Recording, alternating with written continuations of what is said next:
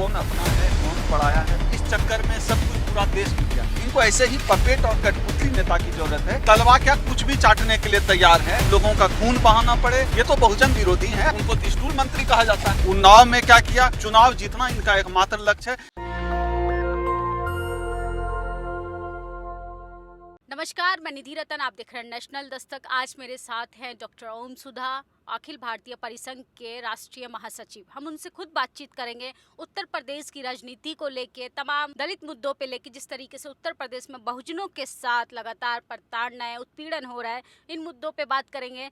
Sir, हमारे channel में आपका स्वागत है। शुक्रिया निधि। सर, सबसे पहला सवाल, अभी लेटेस्ट न्यूज़ है, कल हमारे सीएम जो उत्तर प्रदेश के योगी आदित्यनाथ दोबारा सीएम की शपथ लिए हैं, उस पर आप क्या कहना चाहेंगे? देखिए, यह जो है सीएम की शपथ लेना जिस तरह से संविधान में है, संवैधानिक तौर तरीकों से और नैतिकता के दायरे में अब तक होता रहा है, यह सीएम के पद का शपथ ग्रहण था ही नहीं। यह अहंकार और दंभ का भोंडा सा प्रदर्शन था। जिस तरह से एक बड़े से स्टेडियम में पैसे की बर्बादी करके, जिस तरह तमाशा करके इस तरह का किया गया है शपथ ग्रहण समारोह, यह एक ऐसे देश में स्वीकार्य नहीं है जहां आप कोरोना की दवाई के नाम पर आप लोगों से लगातार जो है चीज़ें महंगी होती जा रही है। वैसे दौर में आप इस तरह का दंभ भरा जो है प्रदर्शन कर रहे हैं, पैसे खर्च कर रहे हैं। आखिर सवाल यह उठता है निधि कि ये पैसे आते कहाँ से हैं? ये पैसे किसी योगी और मोदी के बाप का तो है नहीं कि इन्होंने खेत में कुदाल चलाकर ये पैसे कमाए हैं। ये पैसे जनता के खून पसीने की गाढ़ी कमाई से आए हैं और इस बात की उनको बिल्कुल ही समझ नहीं है और न ही इस बात की परवाह है। अगर उनको परवाह होती इस बात की तो वो इस तरह का भोंडा प्रदर्शन जो शपथ ग्रहण के नाम पर किया गया है बिल्कुल नहीं करते। उनको न जनता से मतलब है, न जनता के लिए उनको कुछ करना भी नहीं है कि कोई अस्पताल बनवाना हो, कोई स्कूल कॉलेज खोलना, कोई मतलब तो है नहीं। ऐसे ही शोबाजी करना है, भगवा का प्रदर्शन करना है, अपने अहंकार घमंड का प्रदर्शन करना है, इसलिए ये चल रहा है। लेकिन सर, आप कह रहे हैं कि वो अहंकार का प्रदर्शन कर रहे हैं, वो एक तरीका ईगोइस्टिक जो सरकार होती है उसका प्रदर्शन कर रहे हैं, एक तरफा प्रदर्शन हो रहा है, भगवाकरण का पूरे देश में प्रचार प्रसार हो रहा है। वो नौकरियों का वादा किया, उन्होंने रोजगार का वादा किया, फ्री राशन देने का वादा किया, और जो सत्ता में अगर कोई आया है तो किसी न किसी आधार पर ही आया होगा। इस देश में देखिए, डॉक्टर अंबेडकर ने कहा था, मैं हमेशा उस बात को दोहराता हूँ कि भारत बौनों की प्रजाति वाला ऐसा देश है एशिया का, जिस देश के लोगों का अभी तक ठीक से शारीरिक और मानसिक विकास नहीं हो पाया। इस देश में क्या है ना, इस देश मूर्खताओं का देश है, मूर्खताओं भरा देश है। इस देश में आज भी बिना जनता के मुद्दे के, बिना बेरोजगारी का सवाल उठाए, बिना महंगाई का सवाल उठाए, रोजगार का सवाल उठाए, सरकारी नौकरियों का सवाल उठाए, सबकी भागीदारी का बिना सवाल उठाए, इन तमाम मुद्दों को दरकिनार करके, अस्पताल है, स्कूल है, तमाम बुनियादी मुद्दों को दरकिनार करके सिर्फ इस देश में ही धर्म के नाम पर चुनाव हो सकता है। बाकी ये दुनिया के किसी भी मुल्क में मुमकिन नहीं है, भारत में हुआ है। और यह साबित हो गया पूरी तरीके से कि डॉक्टर अंबेडकर ने जो कहा था भारत के लोगों के बारे में, बिल्कुल सच कहा था। इस देश हम लोग ईवीएम की बात करते हैं, ईवीएम को दोष देते हैं। नो डाउट कि ईवीएम टेम्पर्ड होता है, हो सकता है, अब तो ईवीएम बदली भी जाती रही, ये सब चलता रहता है। बावजूद इसके हम लोगों को खुद के बारे में भी सोचना होगा। क्या हमारे लोग धर्म के नाम पर भटक नहीं रहे? क्या हम लोग कितना भी कुछ कह दें, क्या हमारे लोग आज भी धर्म के नाम पर वोटिंग नहीं करते हैं? क्या हमारे लोग भगवान के नाम पे, मंदिर के नाम पे, मस्जिद के नाम पर, जाति के नाम पर वोट नहीं दे रहे हैं? बिल्कुल दे रहे हैं। तो ये स्थिति है, अपने लोगों के बारे में भी हम लोगों को सोचना पड़ेगा। हम लोगों को अपने खुद के बारे में भी इस देश की जनता को चिंतन करना पड़ेगा। लेकिन सर, आप कह रहे हैं कि सरकार ये सब तरीके के प्रचंड और जाल को फैला रही है जनता के सामने, रोजगार नहीं दे रही है, नौकरियां नहीं दे रही है। लेकिन एक बात तो माननी पड़ेगी योगी सरकार की कि वो बहुजन हितैषी तो है। सबसे ज़्यादा इस बार सीट बहुजन लोगों को दी है, इस पे आपकी क्या राय है? देखिए, ये जो इनका पूरा नाटक है ना, इस नाटक को आपको समझना पड़ेगा। ये बहुजन हितैषी बिल्कुल नहीं है। ये लगातार सिर्फ जातियों का, धर्म का समीकरण तैयार करके ये पूरा चुनाव जीतते हैं। इनके लिए न जनता महत्वपूर्ण है, न जनता के मुद्दे महत्वपूर्ण हैं।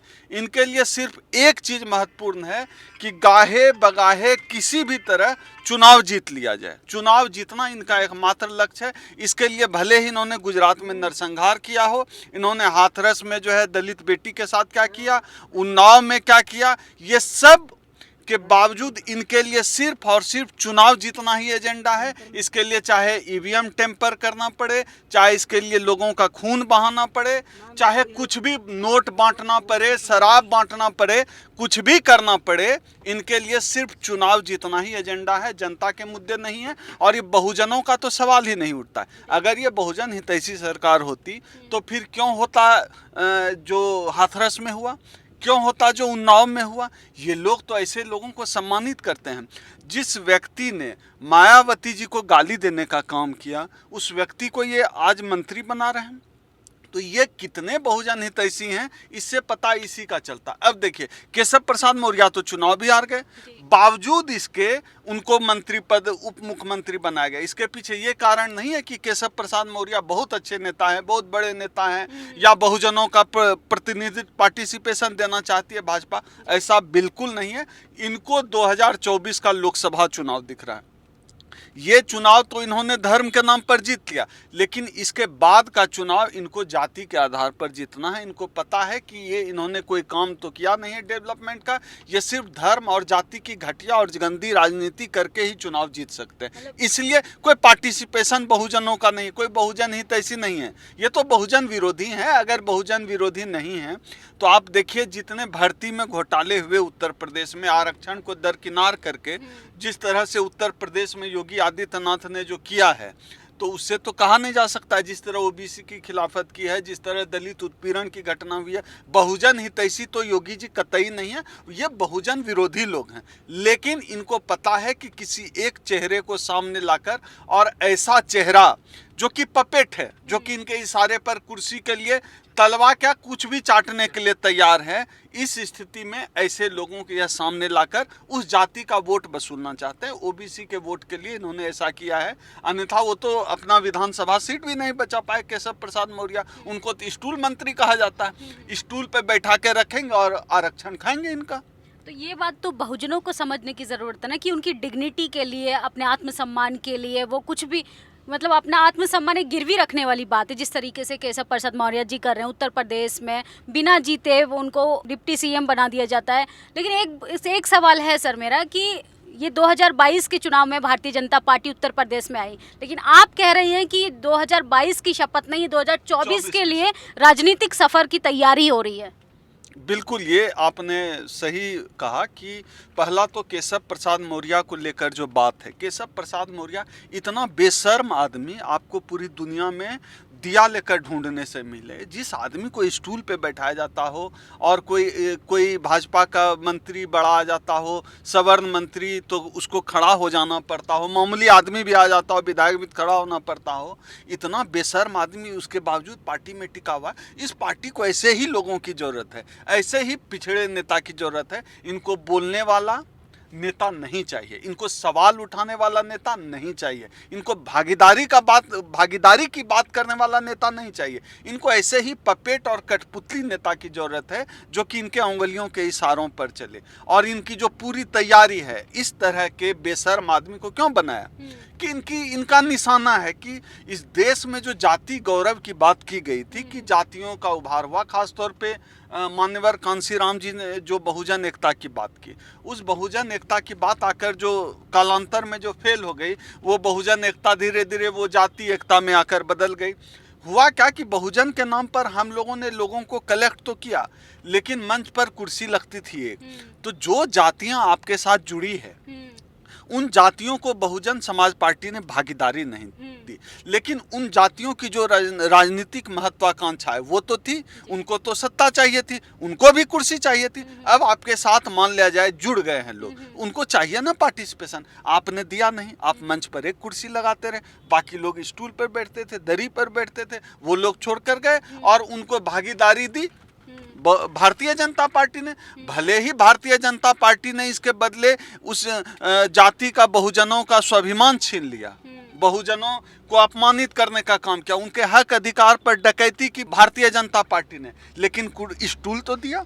तो इस बात को हम लोगों को भी सोचना पड़ेगा, और हम लोगों ने जिस पार्टी को खड़ा किया उसको भी सोचना पड़ेगा कि किस तरह से हम लोगों ने अपने ही लोगों को ठगने का काम किया। बहुजन के नाम पर लेतवाए लोगों की एक बड़ी जमात तो बना ली, लेकिन हम लोगों ने उनको सम्मान नहीं दिया है, यह सोचना पड़ेगा। हाँ, जिस तरीके से आपने कहा कि बहुजन समाज के लोगों को सोचना पड़ेगा, मैं बात करूंगी कि जिस तरीके से उत्तर प्रदेश का चुनाव रहा, हम ईवीएम को दोष दे रहे हैं, मान लेते ईवीएम खराब था, लेकिन ईवीएम खराब होने की वजह तो हम मानते ही हैं कि भारतीय जनता पार्टी है, लेकिन हम बहुजन समाज की यूनिटी को कैसे जोड़ पाएंगे उन तमाम नेताओं को जो अलग अलग बिखरे हुए हैं? तभी तो हम शायद भारतीय जनता पार्टी से, तानाशाह सरकार से लड़ पाएंगे। इस पे आप क्या कहेंगे हमारे दर्शकों को? देखिए निधि, जहाँ विचार कमजोर होता है वहाँ इस तरह की समस्या आती है। मैं जैसा कि अभी बता रहा था कि हम लोगों के पास जो जिस प्रक्रिया से कांसी राम लेकर आए बहुजन की प्रक्रिया, उसमें थॉट था ज्योतिबा फुले का थॉट था, उसमें थॉट था बाबा साहब डॉक्टर अंबेडकर का, उसमें थॉट था रैदास का।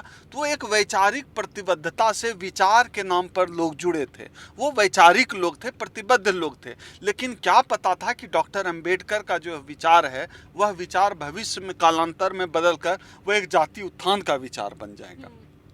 मुझे याद है इस चुनाव के हारने के बाद मायावती जी ने जो प्रेस कॉन्फ्रेंस किया, उन्होंने कहा कि मेरे समाज के लोगों ने मुझे वोट दिया। उनका इशारा था जाटव समाज के लोगों ने वोट दिया। ये गलत है। ये उन बाकी, अगर कोई एक भी आपको खटीक वोट देता है, पासवान वोट देता है, तो आपने उनके साथ गलत किया, उनको आप अपमानित करने का काम करते हैं। अगर एक भी बहुजन विचारधारा के आदमी ने, किसी ने तो वोट दिया ही होगा, भले ही 5 दिया हो, 2 दिया, लेकिन मायावती जी ने उनको भी अपमानित करने का काम किया। वो सिमट कर बहुजन से सर्वजन, सर्वजन से खास जाति पे आ गई। तो ये गलत हुआ।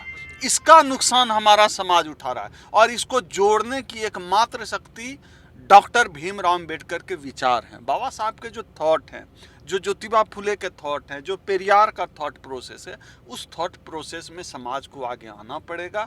तभी हम लोग फिर से लड़ पाएंगे, तभी हम लोग। और दूसरा ये जो हम लोग बार बार कहते हैं शासन में आएंगे, हम लोग शासक बनेंगे, हम लोग देने वाले बनेंगे, ये नहीं होने वाला। मैं बताता हूँ आपको, खास तौर पे दलित समाज को। आप बताइए, इस देश में किसी धोबी को कोई पासवान नहीं नेता मानने के लिए तैयार है, किसी जाटव को कोई खटीक नेता मानने के लिए तैयार नहीं है, किसी खटीक को कोई यादव, दूसरा दलित जाति ही नेता मानने के लिए तैयार नहीं है। जब दलितों में इतना संकट है, आप सोचिए, ओबीसी आपका लीडरशिप मान लेगा? कोई जाटव मुख्यमंत्री हो, क्या ओबीसी स्वीकार करें? मुझे तो यह जो बहुजन का कंसेप्ट है, यह भी एक स्तर पे आके जो व्यवहारिकता में है, ये फेल होता हुआ दिख रहा है। ये मोटा मोटी मुझे फेल ही लगता है। ऐसे में चाहिए, खास तौर पे दलित समाज को चाहिए कि भागीदारी की बात करे, आरक्षण की बात करे।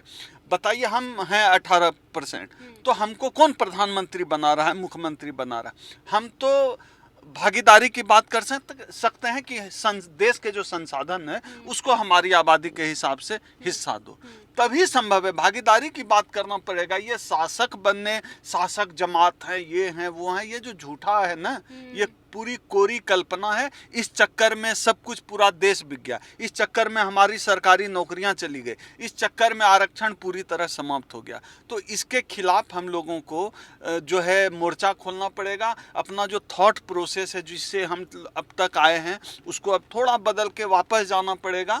हम लोगों को अम्बेडकराइट विचार पर और भागीदारी की बात करनी पड़ेगी, आरक्षण की बात करनी पड़ेगी, नहीं तो कुछ नहीं बचने वाला है। सर, आप थॉट प्रोसेस की बात कर रहे हैं कि विचारों की सहमति और मजबूती हमारे समाज के लिए ज़रूरी है। आपके पास ना टीवी है, ना अखबार है, आप अपनी बात कैसे करेंगे? मीडिया तो आपकी बात नहीं रखेगा, वो तो मोदी हितैषी बना हुआ है, वो तो तमाम उन मुद्दों को उठा रहा है, कश्मीरी फाइल्स के मुद्दे को उठा रहा है। पहले आपका बहुजन समाज की बात करें तो वो हिंदू राष्ट्र बचाने में लगा हुआ है। अब कश्मीरी फाइल्स जब से आया, कश्मीर फाइल्स को लेके उनका हिंदुत्व खतरे में आ गया। इस पर आप क्या कहेंगे? कैसे मजबूत यूनिटी की, कैसे विचारिक सहमति होगी? देखिए, तो तमाशों का देश है ही यहाँ। तो आप कभी किसी कोर्ट कचहरी में चले जाइए, कोई खाली डिब्बा भी खोल के बैठ जाता है तो उसको 200-300 लोग घेर लेते हैं। तो तमाशों का देश है यहाँ। कोई उस तरह से ट्यूनेशिया जैसे देश में भी जिस तरह से इस देश में रोजगार की हालत है, जिस तरह जीडीपी गर्त में जा चुकी है, जिस तरह से एडुकेशन ठप पड़ गया है, न चिकित्सा व्यवस्था, हर मोर्चे पर यह सरकार फेल है। ट्यूनेशिया जैसे देश में भी विद्रोह हो जाता है, लेकिन भारत में संभव नहीं है क्रांति। इस देश में क्रांति हो ही नहीं सकती है। इस देश में रत्ती भर भी पॉसिबिलिटी नहीं है क्रांति की। तो इस देश के लोगों का जो मिजाज है, इस देश का जो मिजाज है, वो क्रांति का मिजाज है ही नहीं। यहाँ तो मुश्किल है। अब देखिए, ओबीसी पूरी तरह से फेल है हर जगह। हर जगह न पार्टिसिपेशन है, न पीएमओ में पार्टिसिपेशन है, न कहीं कुछ है ही नहीं। वो शेड्यूल कास्ट तो लड़ झगड़ कर बहुत हद तक ओबीसी के मुकाबले बेहतर स्थिति में है। आप कल्पना करके देखिए, इसके पीछे कारण यह है कि इस देश के शेड्यूल कास्ट के पास अंबेडकर वैचारिकी है, फूले वैचारिकी है। जो ओबीसी के भी जो महापुरुष हुए, जो वीर पुरुष हुए, उनको दलितों ने अपनाया हुआ है। और दलित जो ओबीसी है अपने ही समाज के नायकों से छुआछूत करता है। उसको लगता है ये तो दलितों के, दलितों ने इस तरह से अडॉप्ट कर लिया ओबीसी के नायकों को। तो यह जो ओबीसी समाज है, उनसे आप बहुत उम्मीद नहीं कर सकते हैं। दलित समाज जिस रास्ते पर चला है, अगर ओबीसी समाज इसी रास्ते पर चला तभी संभव है। वैचारिकी के रास्ते पर, अंबेडकर फूले वैचारिकी के रास्ते से तभी संभव है कि वह कुछ हासिल कर पाएंगे हम लोग। ओम सुधा जी, आप युवा हैं और युवाओं को क्या संदेश देना चाहेंगे? क्योंकि आजकल जो हम अपने देश में देख रहे हैं, हमारे देश का जो यूथ है ना, वो गलत राह पे कहीं ना कहीं जा रहा है। कैसे वो मीडिया को, अखबार को अपने सोशल मीडिया से जुड़े और मजबूत करे?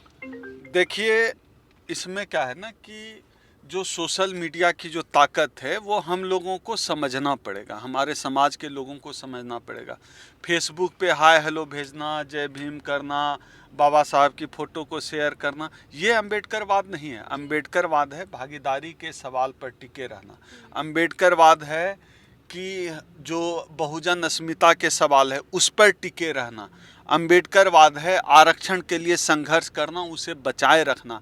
अम्बेडकरवाद है रोजगार के सवाल पर टिके रहना, लोकतंत्र और संविधान की रक्षा के लिए टिके रहना। यह अम्बेडकरवाद है, यह समझना पड़ेगा। बहुत लोगों को लगता है कि बाबा साहब की फ़ोटो पे माला चढ़ा दिया, अम्बेडकर जयंती पे अम्बेडकर जयंती मना लिए, यही अम्बेडकरवाद है, हो गए अम्बेडकरवादी। ऐसा है नहीं, आपको आना पड़ेगा। और यह जो मीडिया है, इतनी शक्तिशाली मीडिया है जिनसे हमारा मुकाबला है, लेकिन यह जो सोशल मीडिया की ताकत है उससे बड़ी ताकत है। उस ताकत को समझकर, जैसे कि आज भी इतना 5-6 साल तो हो गया लगभग, समझिए कि नेशनल दस्तक के बराबर में कोई जो है दूसरा इस तरह का यूट्यूब चैनल भी हमारा समाज खड़ा नहीं कर पाया। तो यह समझने, समाज को खुद चिंतन करना होगा, समाज को कुछ समझना पड़ेगा, कौन अपना है कौन पराया है, तभी संभव है। बाकी जो देश के युवा हैं, देखें, भुगतें, पढ़ाई कर रहे हैं ना, नौकरी तो नहीं है, करते रहिए राम राम राम भजो राम भजो। नौकरी तो है नहीं, रोजगार तो है नहीं, कहीं कुछ बचा ही नहीं है। तो कोई संभावना मुझे तो नहीं लगती है जो स्थिति है। अब क्या है कि जो लोग अम्बेडकराइट विचार के हैं, उन्हीं से उम्मीद है वो आगे आएंगे, वो लड़ेंगे। बिना वैचारिकी के संभव नहीं है, और हमारी लड़ाई कोई और नहीं लड़ेगा। बहुत हम लोग एक अंधेरे कुएं की तरफ धकेल दिए गए, खासतौर पे 10 मार्च के रिजल्ट के बाद। इस अंधेरे कुएं से निकलने का एकमात्र रास्ता अम्बेडकरवाद है, अम्बेडकर ही निकाल सकते हैं। और आखिरी में निधि जी, जो आरक्षण बचाने की लड़ाई है, मैं आपके चैनल के माध्यम से, नेशनल दस्तक आपका क्या, ये पूरे बहुजन समाज का चैनल है, हम सबका चैनल है। मैंने तो खुद भी काम किया है इस चैनल में। मैं नेशनल दस्तक के माध्यम से इस देश के अम्बेडकर फूले को मानने वाले लोगों से अपील करना चाहता हूँ, इस देश के लोगों से अपील करना चाहता हूँ कि हम लोग 2 अप्रैल 2022 को पूरे देश में निजीकरण के खिलाफ संघर्ष कर रहे हैं।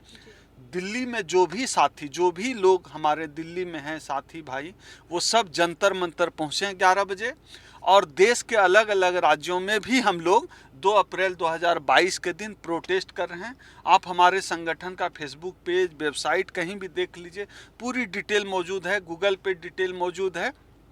2 अप्रैल 2022 को दिल्ली में हम लोग जंतर मंतर पे करेंगे, और देश के अलग अलग राज्यों में हम लोग राज्यों की राजधानी में उस दिन प्रदर्शन करने जा रहे हैं। तो निजीकरण बचाने के लिए, लोकतंत्र बचाने के लिए, संविधान बचाने के लिए, बाबा साहब के विचारों को बचाने के लिए ज़रूरी है कि 2 अप्रैल 2022 को हम लोग यह इस प्रोटेस्ट में शामिल हों। 2 अप्रैल का दिन भी हम लोगों ने इसलिए चुना है क्योंकि इसी दिन हमारे दर्जन भर साथी लगभग शहीद हो गए थे SC/ST एट्रोसिटीज एक्ट को बचाने के लिए। वह दिन हम लोगों के लिए बहुत महत्वपूर्ण है। तो 2 अप्रैल 2022 को पूरे देश से जो नेशनल दस्तक के दर्शक हैं उनसे मैं अपील करता हूं कि आप अपने अपने घरों के बाहर प्रदर्शन करें, जिलों में, ब्लॉक में। वह दिन बहुत महत्वपूर्ण है, उस दिन सड़क पर उतरना होगा। बहुत बहुत शुक्रिया सर हमसे बातचीत करने के लिए। शुक्रिया। जय भीम। निधि, ये थे हमारे साथ डॉक्टर ओम सुधा। हमने तमाम मुद्दों पे बात की। इन्होंने तमाम मुद्दों को एक ही बात से कनेक्ट करने की कोशिश की कि बहुजन समाज को वैचारिक सहमति से एक साथ आना होगा। और 2 तारीख को जो प्रोटेस्ट होने जा रहा है जंतर मंतर पे, नेशनल दस्तक की अपील है आप लोगों से कि आप अगर अपने आरक्षण को बचाना चाहते हैं, आप अपने बच्चों का भविष्य को बचाना चाहते हैं, आप अपने बच्चों के लिए रोजगार, अच्छा स्वास्थ्य, शिक्षा बचाना चाहते हैं, तो सबको अपने घरों से निकलकर अपने लिए, अपने अधिकार को बचाने के लिए ज़रूर पहुँचें। और हमारी बातचीत कैसी लगी ओम सुधा जी की, आपको कौन सी बात सबसे ज़्यादा अच्छी लगी, आप कमेंट बॉक्स में ज़रूर बताएं, क्योंकि आपकी राय हमारे लिए बेहद ज़रूरी है। क्योंकि हम चाहते हैं कि कहीं ना कहीं हमारी बातचीत कहीं चोट करनी चाहिए। तमाम मुद्दों पे आपकी क्या राय है, आप अपनी राय कमेंट बॉक्स में ज़रूर दें। कैमरा पर्सन आशीष के साथ मैं निधि रतन, दिल्ली। नेशनल दस्तक की आपसे गुजारिश है कि अगर इसको बचाना चाहते हैं तो नेशनल दस्तक को सब्सक्राइब करने के लिए रेड कलर के सब्सक्राइब बटन को दबाएं, फिर बेल आइकन की घंटी दबाएं। नेशनल दस्तक को बचाने के लिए बहुत जरूरी है कि हर खबर को शेयर करें, लाइक करें, कमेंट जरूर करें।